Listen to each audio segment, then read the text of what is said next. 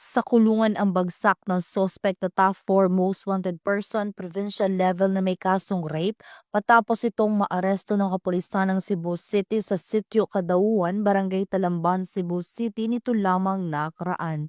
Kinilala ni Police Colonel George V. Ilanan, officer in charge ng Cebu City Police Office, ang wanted na suspect na si John, 21 anyos na residente ng Barangay Anupog, Pinamungahan, Cebu.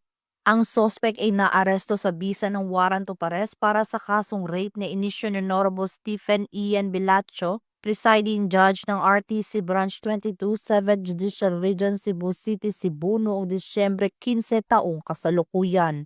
Kasalukuyang nakapiit sa Police Station 8 CCPO ang suspect para sa dokumentasyon at tamang disposisyon. Magandang araw po sa ating lahat.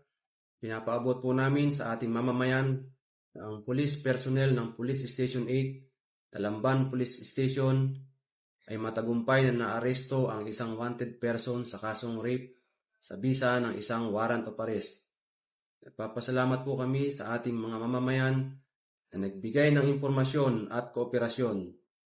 Ang hustisya po ay patuloy na isusulong namin alinsunod sa batas at isikapin naming mapanagot ang sinumang lalabag sa karapatan at dignidad ng kapwa. Kung may impormasyon o nais i-report, makipag-ugnayan lamang sa pinakamalapit na himpilan ng pulisya. Para sa ligtas na komunidad, sama-sama tayong magbantay at kumilos.